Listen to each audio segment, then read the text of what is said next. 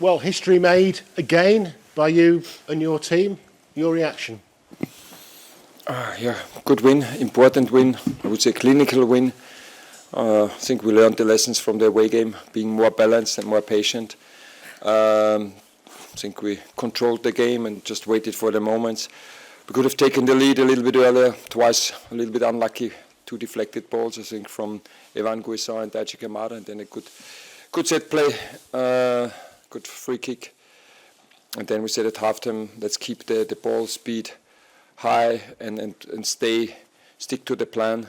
And then there will be moments when they will be more open and wait for these situations. And then I think we could have decided the game a bit earlier. So it took us into the stoppage time, and then Evan Guisar decided the game. And second home win, back-to-back win at home, second clean sheet. So, very good win. Yeah, I was going to say, we have a saying in England about London buses, you wait ages for one and then 2 come along at the same time. It's been a bit like that, hasn't it, waiting for this first home win and then another one straight off the back of it. Can you use it now as a springboard for the rest of the season? Yeah, now we play 2 away games, so can't use it at Old Trafford, but and then Tottenham. So, yes, I think we had to be honest, in the last weeks, and we said about it, we have to press the reset button after the January and after the transfer window. Mark leaving, JP not available, and the noise around him, and getting new players into the building, into the club, and let's say since then, we had just 10 terrible minutes against Burnley. Everything else was really good, playing at Nottingham, getting the draw there, winning at Brighton, winning now twice at home. So not everything is perfect, to be honest. But here we can see the players are feeling better and better in the way we are playing. Of course, I can see some tactical issues we have to work on, but this will be in the next couple of weeks and months. But now we have stability again, especially in defense. These games in the Conference League are mainly completely different than Premier League games. But we had it similar at Nottingham after they had conceded a red card and against Burnley. So yeah, it is challenging for us. We know this against such a deep block, and they are well organized, defending well. But yeah, I'm really pleased with this win. And I have to say as well, the fans, the supporters were great throughout. At the end as well, towards the fans and towards you. How heartening was that for you? Oh yes, I said it, I think, in the press conference before the game. The fans are always supporting the team and always behind the team. And today, I think Dean Henderson took a great part at the press conference, because he said everybody should enjoy Europe together, because it's the first time, and I don't know how quick Europe returns to Selhurst. So of course now at least one more time, and hopefully the European journey is a very long journey, and I think this is today great support from the beginning until the end, and I think this was and is one of our biggest strengths, this togetherness. And if there is, we have some noise sometimes in the group as well. Yeah, it's not that we're always hugging each other and kissing each other. So sometimes we're also really very critical and honest to each other. And I think this is the same with the fans. Then they are critical with us and they are honest with us. I think we are the same with them. But this is what a good relationship is all about. Yeah, to be honest to each other. Now I'm sure that we all will enjoy the rest of the season. I think I heard you say on the television after the game that maybe you did give a couple of interviews which gave the wrong impression or upset the fans, and you were sorry for that. Is that the case? No, I have to admit, but I said it before. I'm always honest, and this. I'm now 50. I turned 52 in summer, and I heard it from somebody. Oh, why you always say this? Yeah? So you don't need it, but I say I can't do it differently. Yeah? And if I feel something, then I say it, yeah, and then I also have to take the shitstorm if this follows. So I don't care about it, because for me in this situation it was important to deliver this message without criticizing anyone. and this is because this is how I live my life, not just as a manager, yeah. And then I say it, but I know that it's not always so easy to deal with it, if somebody is straightforward, and that's why then I also can and then have to live with some criticism, or people or fans don't like what I'm saying, but everybody hopefully knows that everything I'm doing, everything I'm saying is just for the success of Crystal Palace, and because this is the most important thing, because I know when we are successful, my life quality is much better than when it's the opposite. Thank you very much. Thank you, Tom. Oliver, you'll obviously be pleased to win a second match in a row, and particularly with the late goal from Evan to give a little bit of extra positivity to the scoreline. But the Zrinjski manager has just been in here, and he said that he's pleased that Crystal Palace didn't embarrass his team over the two legs. Do you still feel that there's sort of a level to go, and your team are still quite far off the football they were playing in, let's say, like October, November, December time? No, I think it's the wrong picture you have in your mind, because I spoke today with my assistants. I remember the FA Cup journey started with a 1-0 against Stockport, scoring after 4 minutes, and at the end it was very similar. And I remember we played at Doncaster, to be honest, a terrible 2-0, yeah? Not a great performance. Yeah? We had Millwall at home with their keeper sent off. Yeah, and it took us very long to score the game winner with Eddie, the third goal. It was 2-1 for a long time, playing 85 minutes with one player more. So I think it's the wrong picture in this kind of games. We know this, yeah, and of course then when you know that this is something that we're sometimes struggling, yeah, with this very deep block on the other side. We could win many games in a similar, when we were this team, yeah. And so I don't think that any team who's in the round of the last 32, round of 32, was this? Well, it was the playoff round. And then Yeah, but playoff, but 32 teams were left, or it's right, yeah. And I think there's no team who can get embarrassed by anyone, because they deserve that. They are the Bosnian champion. They have more international, their players have more international games than ours. So I think this is what I always respect. And I also spoke to my assistant today, because we are working together for a long time. And I remembered when we won the Europa League with Frankfurt, for example, we had one game that we won with 2 goals difference. It was Olympiacos at home. All the other games were a draw or winning by 1.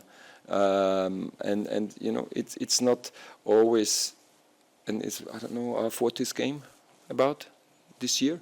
Yeah, that's usually a full season for Crystal Palace. And with so many things going on, yeah, and again,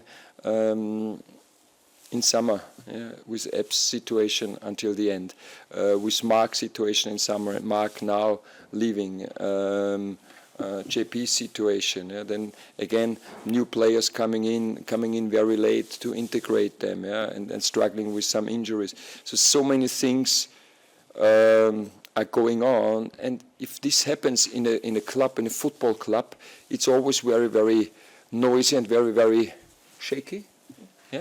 Yeah, and these were the last maybe 2 months. Yeah, they were shaky, but this is if you have such a season like we have with all the circumstances, then it's a kind of normal, I would say, and for me it's important that inside, even, and again I was critical in a few times, yeah, because when I mentioned when Mark was sold the day before the Sunderland game. I know, yeah, it was not the nicest way, but this is how I felt in this situation, yeah.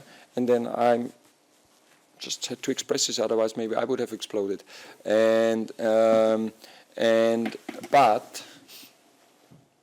the team and the staff and the club, we always stayed together. We always were very honest, and that's very, very good. And really, that's what I can just say. Like when I talk to Steve Parrish, we're always honest to each other. Yeah, and he can deal with it, I can deal with it, because, and that's the greatest thing, we all want the best for Crystal Palace. And I think I mentioned it. He has no ego. It's not important. He doesn't feel important. I don't feel important. Yeah, because we want the best for Crystal Palace. And I think now, let's say we're 2 years working together, and I think these are the best 2 years in Crystal Palace history right now. And we have still a couple of months to go, and we want to do it better. And I think every single win helps us. Even though this is it's something new for Crystal Palace, it's the first season in European football, you're going to be asked a lot by us, by fans who stop you in the street, whether you can go on and win it, whether you will go on and win it. Can you understand why that is, and are you prepared for that? Because, even though it's the first season, you are the most valuable squad in the competition. You are seen by most people as being the favourites. Can you understand that, and are you prepared Yes, for it? I can understand, because I think when a team from the Premier League plays Conference League, then the expectation is you win it. But I think the market value, as soon as you play in the Premier League, you take this team into the Premier League, they have the 10 times more market value. It's of course the playing in the Premier League raises your value. But I see a difference. Again, Chelsea played last year, and I think they had 42 players in their squad. Last year they could rotate easily, and I don't know how many, almost 2 billion they spent in the last couple of years. I think they were better prepared than the Crystal Palace can be. No criticism, please don't write it. It's normal, for Crystal Palace that it's new, and we finished 13th, whereas Chelsea finished 5th, 4th, I don't know exactly, So differently. And I mentioned it. Other teams, West Ham. Then they were struggling in the league. Newcastle played the first time Champions League, European football with Newcastle. They were struggling in the Premier League. And we are playing right now the best season in the Premier League. So I think the perspective sometimes isn't the real, it doesn't show the reality. Because, and again, I have to do it sometimes, and I think I mentioned it. Sometimes I get emotional, and if I get emotional, I always look at facts. And then I see, Crystal Palace at this stage of the Premier League, they just had once they had one more point. This was last year. So, Oliver, what are you talking about with all the noise? Losing the captain. Now with good signings in, but now we have to create. Or integrate them into the way we are playing, into the group. And fortunately, this great group has been here. Fortunately, great characters have coming in, so this goes quite well. But a lot of things happened, and I think that's why it was a little bit shaky. Okay, 2 more in this section. Hi, Oliver. Just on that idea of there being the shaky moments this season, do you think now that obviously the transfer window's closed, you've won 2 games in a row, your injury problems seem to be reducing a bit, and we've just heard you say you've received 100% assurance about your future. Do you think you could be past that shaky stage of the season now and move towards a calmer period? I think we all hope so. Depends a little bit on you, what you are focusing on. Because if you're always asking the same things and you write the same things, it will be a little bit shaky. To be honest, I don't read anything. It's a little bit of self-protection. I spoke to my mom today. She reads too much. She was now in rehab because she got a new hip, and she has too much time to read all this stuff. And then she said, she's getting so nervous when she reads all these things. I said, stay calm. 78. It's all good. Most important thing is that you are healthy, and this is just what happens, But we will, like always, and this is what we always did, and we always gave our best. And I think, I don't know who asked me yesterday, I think it was you, about the bad performances in the last weeks, why the mood is like this. I don't know who asked me. And then I thought, we had a great performance against Man United at home. We lost 2-1 with 2 set plays. First half, it should be 3-0 for us. It was a great performance. We played a very good first half against Chelsea. We played a great half against City. The result at the end was 3-0. But we didn't have the consistency over the entire game.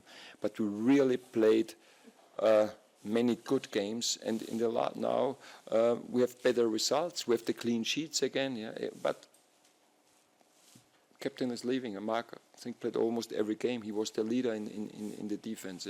So let's see. But I hope that it will be a little bit calmer. Thank you. We wish Mrs. Glasner well. She is, thanks. Okay. Bobby, last couple in this section. It feels like quite a big week for Evan Gassand. 2 goals in 2 games. He was efficient tonight, whether he was in the wider area or drifting inside almost as a second striker. Just what did you make of his performance? Yes, very good performance. So I think he was the one who was fouled before the first goal. He had the big chance where the goalkeeper had a great save and he decided the game. And yes, he's an instinct player in the attack, and we want to leave him this instinct in the attack. I think defensively we have a bit of work to do with him to understand, because, for example, he closed the passing way to the wing back. This is our trigger to press. He opened the middle in a few times, but it's different, as I said, and he will get used to it. But yeah, in the attack, he's doing really well. He's giving us something special, some kind of creativity. Also can dribble 1v1 and can finish and score. So now he has 2 goals, 1 assist in 3 or 4 appearances. And yeah, it's good. And how has he responded here after a tough introduction at Aston Villa to English football?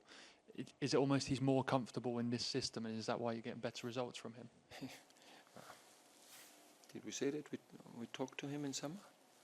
Yeah. Yeah, so So of course I had a long Zoom call with him, and they played a 3-4-3 system at Nice, and he had in this position, he had his best season ever at Nice, and he feels well there, because sometimes he played as a striker, sometimes he played as a winger, and he never felt 100%. I think this is his position perfectly, where he has the freedom to move in the right areas. He can drop into the striker position where he feels he can help the team, and he gets this freedom in our attack. And so unfortunately we couldn't realize the deal in summer, but now he's here, and I think he still things to improve, but he shows that he can help us. Just to follow up on the summer, was he a player that you identified, or was it a wider scouting network thing at the club? No, it's always, I define the profile, and our scouting finds the players. And I don't have the time to watch all the European football games. To be honest, I never watched a game from Nice. But they showed him, and there were. It's always you have a few players, and he was one of them.